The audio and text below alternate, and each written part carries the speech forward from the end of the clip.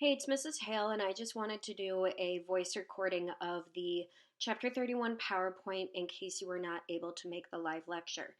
Keep in mind, before spring break, we had been speaking about the 1920s and kind of the roaring times of it, if you will.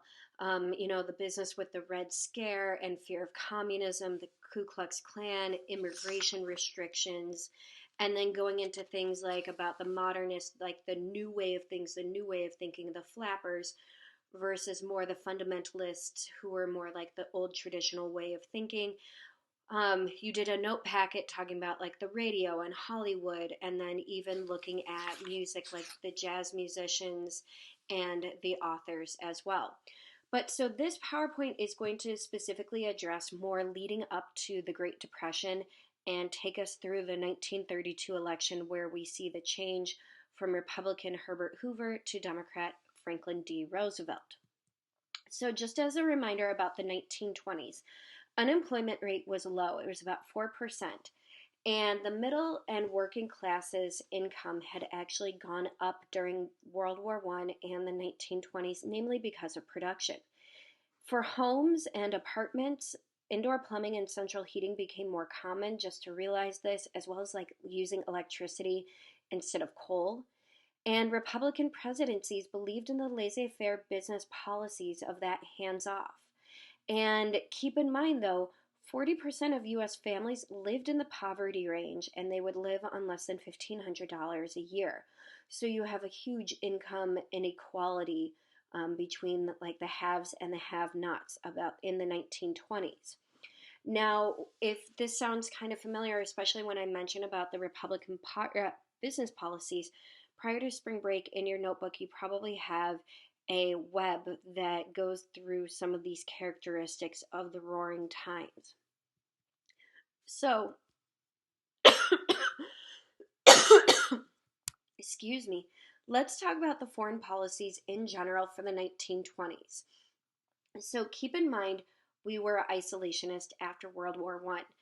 President Wilson, prior to his death, could not get the League of Nations and the Treaty of Versailles passed to end World War I. And so we ended up signing our own treaty separate with Germany. And afterwards, we basically went isolationist, worrying only about ourselves. However, in 1921, we held a Washington conference here in DC, and we invited the countries that you see listed on the screen, and they sent representatives. So there would be 9 countries in total, and they came up with several different treaties. First, there was a five-power treaty, and the idea was to minimize navies, and particularly looking at your warships and your battleships. And the 5 countries that settled on that treaty were kind of the 5 bigger countries, if you will, at this time: US, Great Britain, Japan, France, and Italy. Then you had the four-power treaty, and this was in respect to territories in the Pacific Ocean, like island control and stuff like that. That was signed between US, France, Great Britain, and Japan. Then, lastly, at this conference, we signed a 9-power treaty with everyone, and it's looking at the integrity of an open door policy in China and respecting their actual land. Now, the open door policy, if you remember, that was right at the turn of the century. That Secretary of State John Hay had actually established as well. So, some other foreign policies: you have the Kellogg-Briand Pact, and the idea for that was to renounce aggressive use of force to achieve your national ends, meaning you should not be aggressive in order to further your own country. But the reason why it ultimately failed, because in theory, you may not be aggressive, but you can be defensive in your war. And there was no sort of action to prevent violators or to take action against the violators of the pact. Also, talking about American investments. Oddly enough, our foreign policy, like I said, we were isolationist, unless it benefited us. So our American investments in Latin America doubled between 1919 and 1929. And then also we got involved in the Middle East and supporting countries and companies there in order to get our supply of oil, which we now are starting to use more and more for an energy source. So you can start to realize that over 100 years ago now, this is why the Middle East begins to care so much for us, okay? And then lastly, let's talk about the war's debt. The war's debt is actually perfectly summarized by this image off to the right. And the war's debt is basically acknowledging that Britain and France owed us as our allies. They owed us money. They owed us reparations from World War I. And Germany, of course, owed everyone like $30 billion after the war. So realize that this Dawes plan that gets set up, what the United States decided to do was we would give loans to Germany. And the loans that we would give Germany were specifically to help rebuild their economy, their factories, their farms, that type of stuff. Germany, once they are able to rebuild, would then pay France and Great Britain the reparations that they owed, and then France and Great Britain would then send us the war debt payments as well. And so basically, this whole cyclical effect, this triangular effect, in theory, could have worked. Are we essentially giving money back to ourselves? Yeah. But at the same time, we're trying to aid the rest of the world in the rebuilding, especially after the catastrophe of World War I. So, going through the 1920s presidents in order, I start off with President Harding. So, President Harding, when he came in, he is a Republican. Realize he knew that he had limitations as far as leadership and knowledge, and so he ended up surrounding himself with a very qualified cabinet. His Secretary of State was Charles Evans Hughes. His Secretary of Commerce was Herbert Hoover, who had made his name, remember, in World War I as part of like the War Industries Board. And then you have the Secretary of Treasury, Andrew Mellon, and then he ended up naming a Chief Justice former President Taft. So these cabinet members ended up supplying Harding with a lot of knowledge that he lacked. So when in office as a Republican, keep in mind laissez-faire attitude, but what President Harding did was he reduced the income tax. So talking about the income tax here for a moment, because this is a bit bonkers, right? Before 1925, a person who earned over $1 million was taxed 77%. That means that they would owe the federal government $770,000 in taxes. So what ends up happening, it's like that's absolutely insane. But also keep in mind, a person could easily live on $300,000 at this time.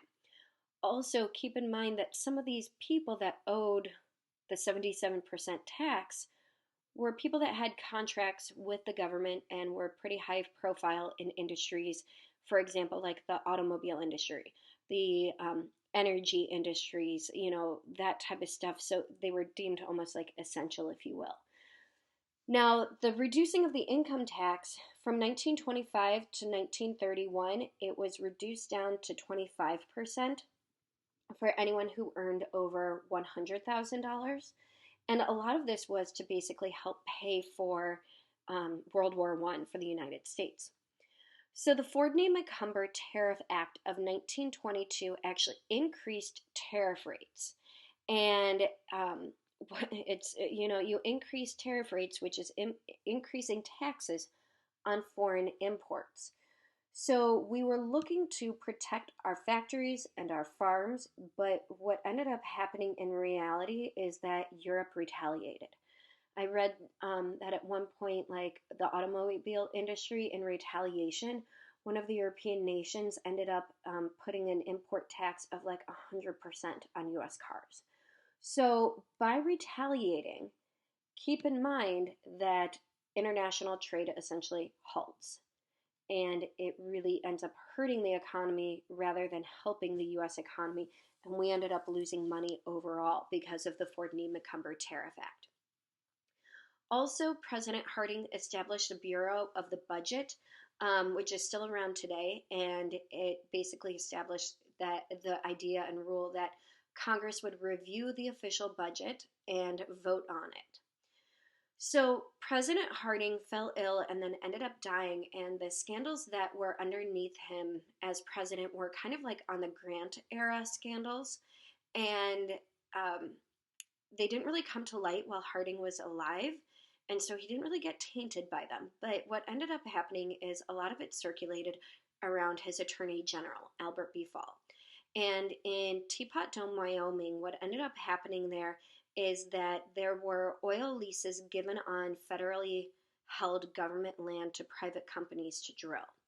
And then you also have with the VA hospitals, and that one was dealing with hospital construction and ended up stealing like millions of dollars from within that construction job. So it's almost like taking hands straight out of the veterans, in this case for their hospital. The cartoon that I have, I ended up picking because there's a more famous one that's like a teapot dome scandal, and it's like this rig just barreling over people. But I ended up picking this one because it explains some of what ends up happening towards the end of the decade. So you have the Republican symbol here with the elephant, and tied to the elephant is the Teapot Dome scandal with Albert B. Fall labeled to it. In the background, on the top right, you have Washington, D.C., but then on the left, you see like rejoicing Democratic Party because they will start to gain some traction and some power. And you also have the Democratic donkey kind of braying right there and shouting and joying in the glee of the Republicans and kind of their downfall. President Coolidge had been Harding's VP and finished up Harding's time in office and then ended up running for his own election. So he had a laissez faire attitude to the extreme, but he did keep a close watch on the budget.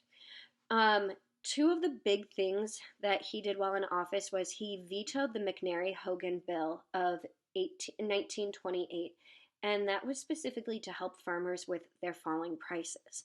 Keep in mind, during World War I, I've mentioned that the United States helped basically feed the world and supply all the troops.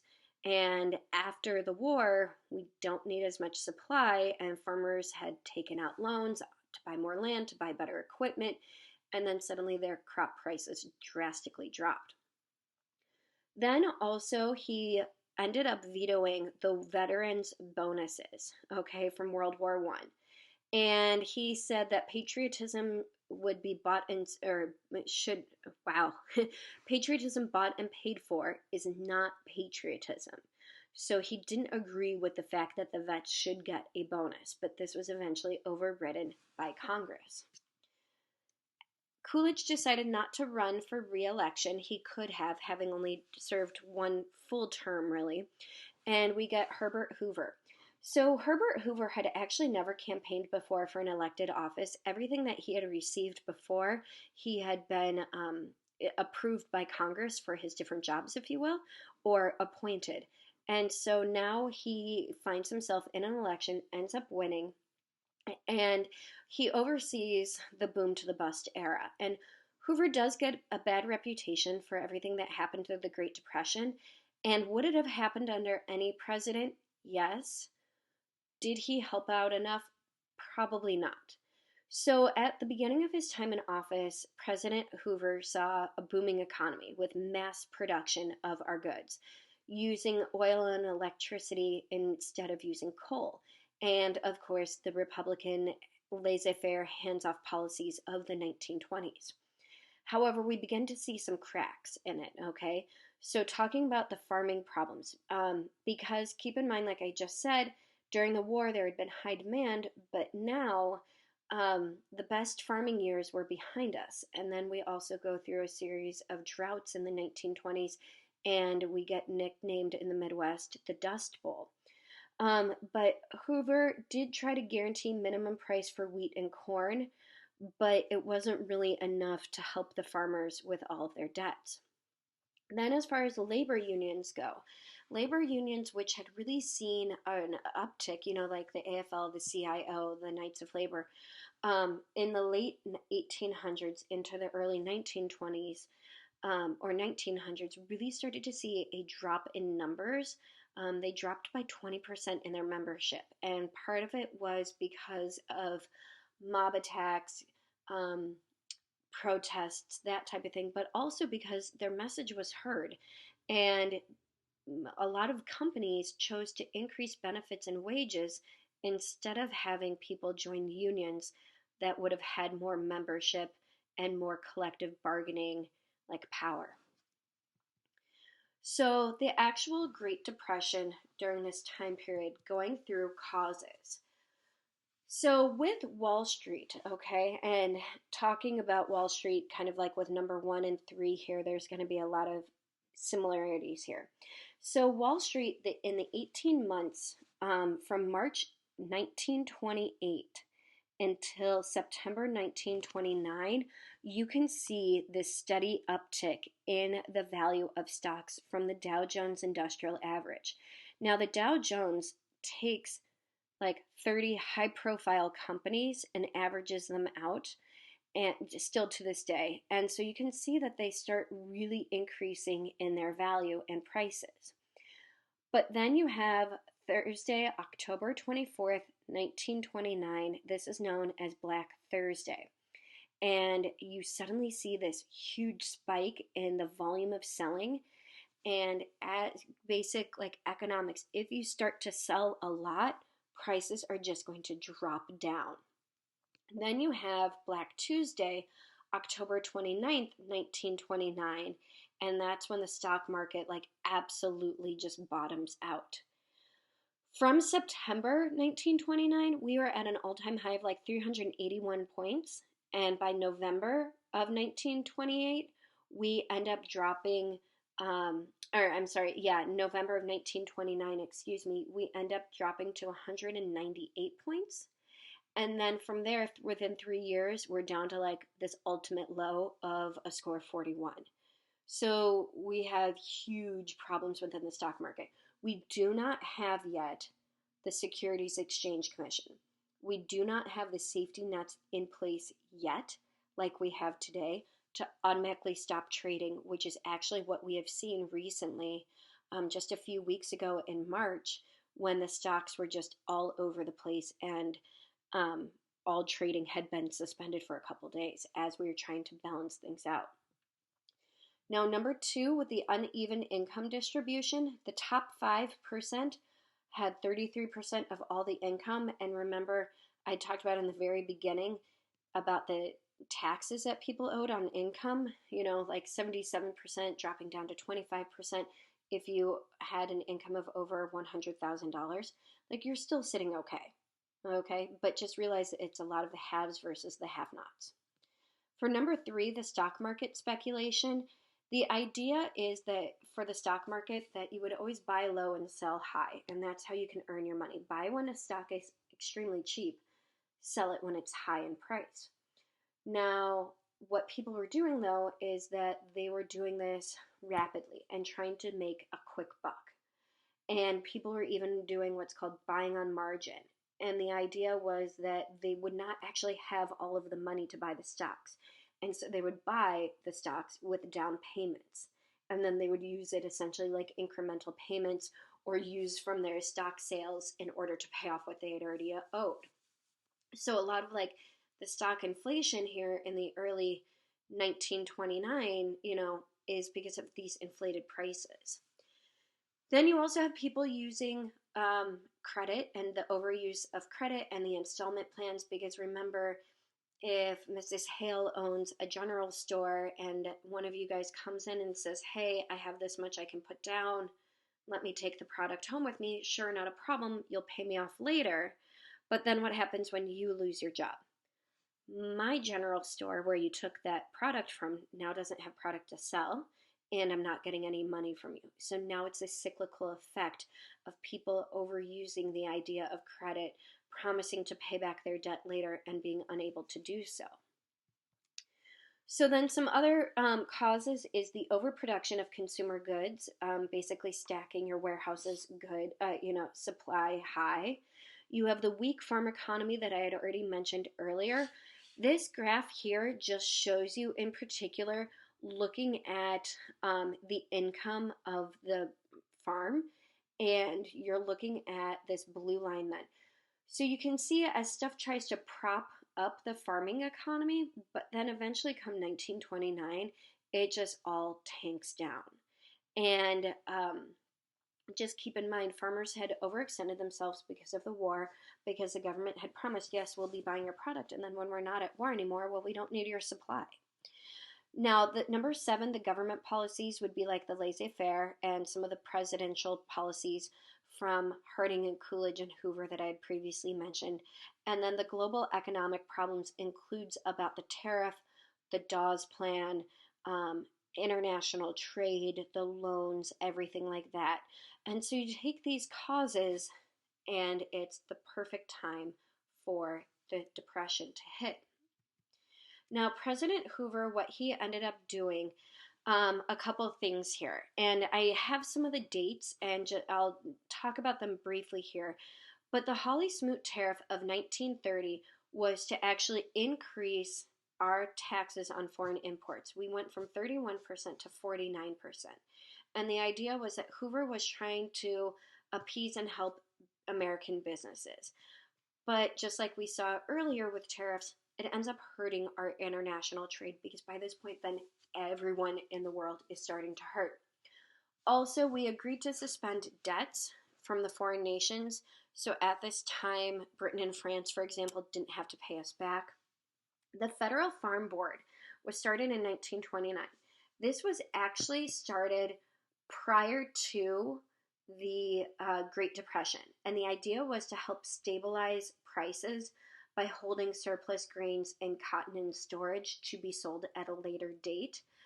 But it was not enough. Like, it was a great idea, this Federal Farm Board, but it was too modest to actually help.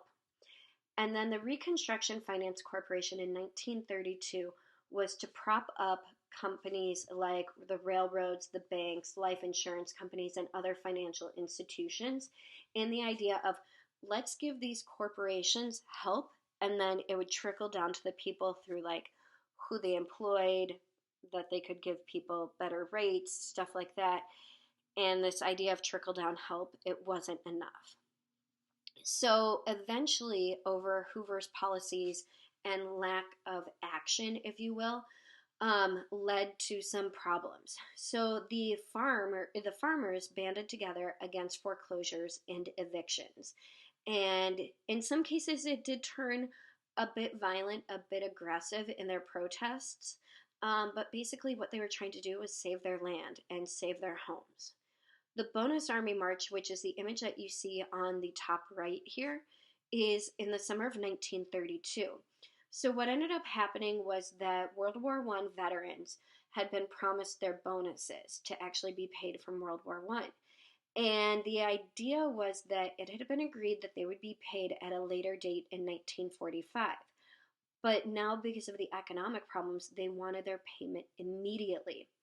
And so they set to DC and basically camped out in any open area in DC, particularly near the government buildings.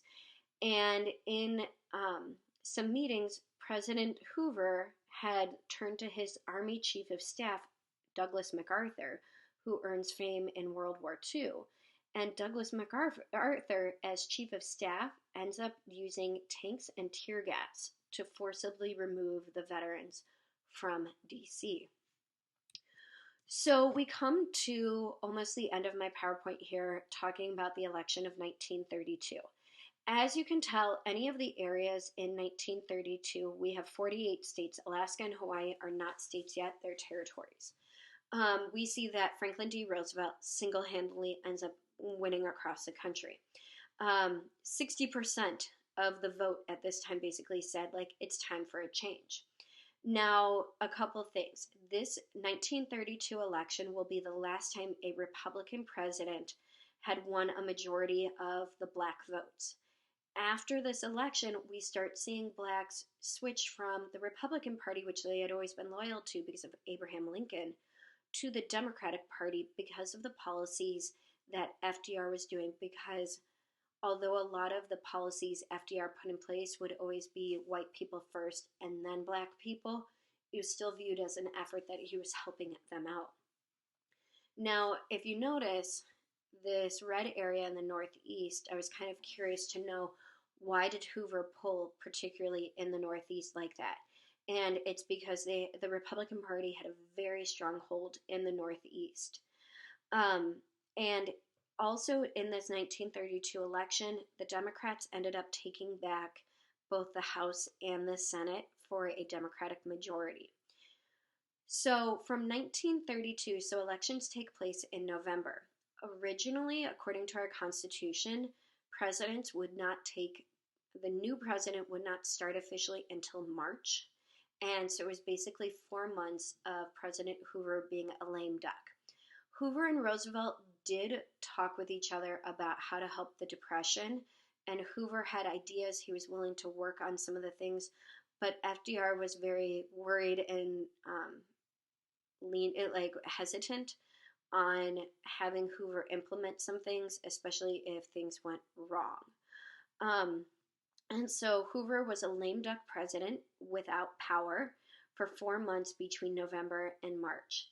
Now, this did eventually get changed with the 20th Amendment, and so our start date for the new presidential term is January 20th, trying to avoid and minimize the lame duck period. So in my next live lecture or recorded PowerPoint, I'll talk about FDR, his background, and then his New Deal programs to get us out of the Great Depression.